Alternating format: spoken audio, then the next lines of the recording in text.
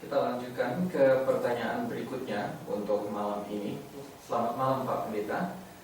Pertanyaan saya, kemana Yesus pergi pada saat umur 13 sampai 30 tahun? Karena di Injil hanya menceritakan pada saat Yesus berumur 12 tahun dan 30 tahun. Dari Andre di Manulai. Ada banyak pandangan ya tentang kemanakah Yesus waktu umur 13 sampai 29. Karena memang Alkitab cerita Yesus ada pada umur 12 tahun di cerita Alkitab Injil Lukas. Lalu waktu dia tampil pelayanan itu dia umur 30 tahun ya. Lalu selama umur 13 sampai 29 tahun ini Yesus ada di mana? Ada banyak pandangan. Ahmadiyah, aliran Ahmadiyah ya, dan juga Anand Krishna itu berkata bahwa Yesus itu merantau sampai ke India, dan di sana Yesus belajar dari guru-guru Hindu, dan pada umur yang ke-30 dia kembali lalu melayani di Israel. Tapi pandangan yang paling terkenal itu adalah bahwa Yesus Kristus pernah pergi sampai ke Tibet di sekitar wilayah Gunung Himalaya. Pandangan ini dipopulerkan oleh seorang yang namanya Nicholas Notovix dalam bukunya The Life of Saint Isa. Tapi pandangan ini saya sudah bantah pandangan ini dalam salah satu buku saya, yaitu The Lost Years of Jesus. Jadi saya tidak perlu sampaikan di sini, ya. Nah, jadi kalau begitu kemana Yesus pada usia itu dan apa yang dia kerjakan? Sebenarnya Alkitab tidak diam sama sekali. Yang terjadi adalah Alkitab hanya memberikan informasi secara umum dan singkat tentang waktu-waktu ini. Kalau kita melihat bahwa sebenarnya silent period atau periode diam yang terhadap Yesus ini ada dua ya. Silent period yang pertama itu waktu umur 3 sampai 11. Dan Alkitab bicara Yesus itu lahir. Lalu mungkin sekitar cerita tentang orang Majus, lalu dia pergi ke Mesir, lalu di bawah itu mungkin paling tinggi Yesus berumur sekitar 2 tahun. Lalu tahun umur 3 tahun sampai 11 tahun tidak ada cerita. Lalu baru ada cerita pada umur 12 tahun waktu dia pergi ke Bait Allah. Jadi dari silent periodnya Yesus itu ada dua. Pertama umur 3 sampai umur 11. Selanjutnya silent period yang kedua adalah umur 13 sampai umur 29. Karena diceritakan 12. Nah, pada silent period yang pertama yaitu pada waktu Yesus berumur 3 sampai 11. Itu Lukas memberi keterangan begini dalam Lukas 2:40. Anak itu bertambah besar dan menjadi kuat, penuh hikmat, kasih karunia Allah ada padanya. Lalu pada silent period yang kedua pada umur 13 sampai 29, Lukas memberikan keterangan dalam Lukas 2, 51 dan 52. Lalu dia pulang bersama-sama mereka ke Nazaret, dan dia tetap hidup dalam asuhan mereka. Dan ibunya menyimpan semua perkara itu di dalam hatinya. Dan Yesus makin bertambah besar dan bertambah hikmatnya dan besarnya, dan makin dikasihi oleh Allah dan manusia.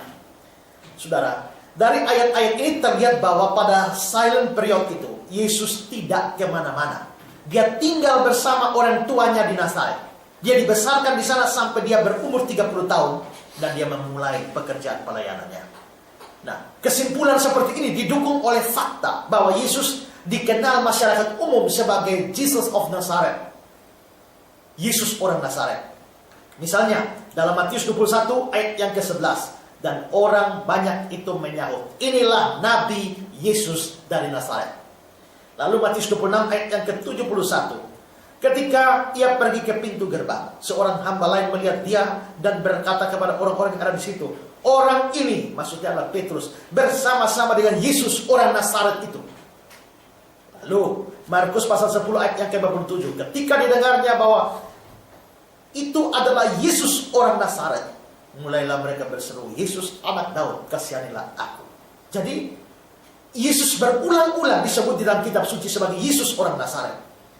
Saudara coba pikirkan ini. Jika Yesus telah menghilang dari Nazaret pada umur 13 tahun dan baru kembali pada umur 29 tahun seperti yang diomong oleh Anand Krishna, dan dia langsung terjun ke medan pelayanan, apakah dia akan dikenal sebagai orang Nazaret? Saya kira tidak. Kalau dia menghabiskan separuh hidupnya di India atau di Tibet, maka sangat mungkin Yesus akan dikenal sebagai Yesus orang India atau Yesus orang Tibet. Tapi tidak, Yesus orang Nazaret. Jadi dikenalnya dia sebagai orang Nazaret, menurut saya memberikan arti bahwa dia memang tinggal dan besar di Nazaret.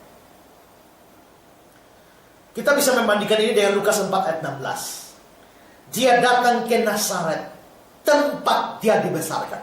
Perhatikan ini penting. Dia datang ke Nazaret, tempat dia dibesarkan. Dan menurut kebiasaannya, pada hari Sabat, dia masuk ke rumah ibadah, lalu berdiri dan hendak membaca dari Alkitab. Saudara, dari ayat ini secara eksplisit dikatakan Nazaret adalah tempat Yesus dibesarkan. Bukan India, bukan Tibet. Dan Yesus biasa pergi ke rumah ibadah setiap hari Sabat. Kalimat ini tentu tidak cocok kalau Yesus mengembara dan dari umur 13 dan baru pulang pada umur 29 tahun. Jadi Yesus memang tidak kemana-mana. Dia tetap hanya tinggal di Nazaret saja. Tapi saudara, kalau memang Yesus tidak kemana-mana, hanya tinggal di Nazaret saja, lalu apa yang Yesus buat sehari-hari? Memang Alkitab tidak cerita, saudara, ya, secara jelas. Tapi tentu saja dia hidup seperti masyarakat pada umumnya. Mungkin dia bermain bersama-sama teman-teman sebayanya. Tapi menurut saya ada dua hal penting yang pasti dilakukan oleh Yesus. Yang pertama, Yesus bersekolah. Saudara perlu ketahui bahwa bangsa Yahudi adalah bangsa yang sangat menekankan pendidikan. Tahap-tahap pendidikan mereka adalah, yang pertama adalah namanya mikra. Mikra itu adalah sekolah untuk anak berusia 5-10. Dan di situ mereka belajar membaca Taurat. Biasanya kegiatan belajar mengajar ini dilaksanakan di rumah ibadah yang sering disebut sebagai Bet HaSefer atau rumah buku. Ini sama dengan SD-nya kita. Lalu yang kedua ada namanya Misna. Misna itu untuk anak umur 10-12. Juga dilaksanakan di Bet HaSefer ini. Ini semacam SMP-nya mereka. Lalu yang ketiga itu ada Talmud. Itu untuk anak umur 12-19 tahun. Dan pada abad pertengahan itu berubah menjadi 13 tahun. Ini dilaksanakan juga di Bet HaSefer. Ini semacam SMU atau SMA-nya mereka. Selanjutnya, mereka yang mau melanjutkan ke sekolah teologi itu boleh memasuki pendidikan keimaman atau pengajar Taurat yang bernama Midras atau Bet Midras, rumah belajar. Ini bahasa Ibrani. Dari Midras ini lalu muncul kata madras. Maka dari madras ini lalu menjadi madrasah. Ya, jadi kata madrasah yang dipakai biasa oleh orang Islam itu sebenarnya diambil dari bahasa Ibrani Midras. Itu semacam sekolahnya orang-orang Ibrani, orang Yahudi. Usia minimal untuk pendidikan ini adalah 20 tahun. Dan sudah harus menamatkan pendidikan pada tingkatan-tingkatan sebelumnya. Jadi ini semacam kuliah. Lamanya pendidikan ini adalah 10 tahun. Melalui pendidikan untuk jabatan imam, imam pendamping, imam muda, sampai imam kepala, sampai tamat pada umur 30. Dan saudara, sesudah itu baru dia boleh tampil di muka umum, mengajar di rumah ibadah, dan bahkan di bait Allah, dan dia boleh dipanggil rabi. Saudara, jika demikian, sekarang mari kita lihat data-data tentang Yesus. Dia memulai pelayanannya, dan dia pelayanannya, pengajarannya pada usia 30 tahun. Satu usia yang cocok dengan aturan agama Yahudi pada waktu itu. Kedua, dia diizinkan oleh pengurus atau pejabat rumah ibadah untuk mengajar di rumah ibadah. Itu dalam Lukas 4 ayat 15-17. Tidak mungkin Yesus diizinkan mengajar kalau dia tidak atau belum tamat dari sekolah Midras. Berikut, dia disapa rabi oleh banyak orang. Dalam Yohanes 3 ayat 2, Yohanes 8 ayat 4, dia disebut rabi. Dan saudara-saudara, itu sebutan khusus yang diberikan kepada mereka yang sudah tamat sekolah Midras. Semua data ini harus membawa kita pada kesimpulan bahwa Yesus pasti telah mengikuti sekolah teologi atau sekolah imam di Bet Midras, dan dia menyelesaikan pendidikannya dari sana. Dan ingat, dia tidak mungkin diterima di sekolah itu jika dia tidak menamatkan pada 3 jenjang terbawah. Dan itu berarti Yesus sudah mulai bersekolah dari umur 5 sampai umur 30 tahun. Jadi dapat dipastikan bahwa dalam silent period itu Yesus tetap berada di Nazaret dan mengenyam semua tingkat pendidikan sebagaimana lazimnya anak-anak Yahudi, bahkan sampai menyelesaikan pendidikan sekolah teologianya. Itu yang dilakukan Yesus pertama. Yang dilakukan yang kedua adalah dia bekerja membantu orang tuanya. Selain sekolah, Yesus juga mengisi waktu silent period itu dengan kerja bantu orang tua. Dalam Lukas 2 ayat 21 dikatakan, lalu dia pulang bersama-sama mereka ke Nazaret, dan dia tetap hidup dalam asuhan mereka. Dan saudara-saudara, kata asuhan dalam ayat ini itu bisa berarti tunduk atau taat kepada mereka. Jadi Yesus kembali ke Nazaret dan hidup taat tunduk pada orang tuanya. Dan sudah pasti termasuk di dalamnya adalah membantu mereka dalam bekerja tiap hari.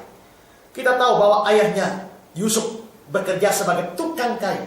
Dan karena itu dia dikenal, Yesus dikenal sebagai anak tukang kayu. Dalam Matius 13 ayat 55, bukankah ia ini anak tukang kayu? Tapi di bagian Alkitab yang lain dikatakan Yesus sendiri tukang kayu. Dalam Markus 6 ayat 3, bukankah ia ini tukang kayu? Itu berarti dia juga bekerja sebagai tukang kayu untuk membantu ayahnya cari nafkah. Tapi bahwa dia sendiri dikenal dengan profesi tukang kayu, sangat mungkin seperti yang diduga banyak penafsir, Yusuf ayahnya itu meninggal lebih awal, sehingga Yesus lalu mengambil alih pekerjaan tukang kayu itu. Jadi Yesus menghabiskan waktunya bertahun-tahun untuk bekerja membantu ayahnya sebagai tukang kayu. Dan setelah ayahnya mati, dia yang berdiri sebagai tulang punggung keluarga dan bekerja sebagai tukang kayu untuk menafkahi ibunya dan saudara-saudaranya, anak dari perkawinan Yusuf dan Maria setelah dia lahir, sebagaimana yang disinggung dalam Matius 13 ayat 55. Nah, dalam silent period ini, Yesus tidak berhenti sekolah, tapi dia sambil bekerja, sambil bersekolah, dia bekerja mencari nafkah. Nah, itu kira-kira kesimpulan yang bisa kita berikan apa yang Yesus kerjakan dalam umur 13 sampai 29. Dia tidak pergi kemana-mana, tetap tinggal di Nazaret sambil sekolah dan bekerja membantu orang tuanya. Itu kesimpulannya. Ya.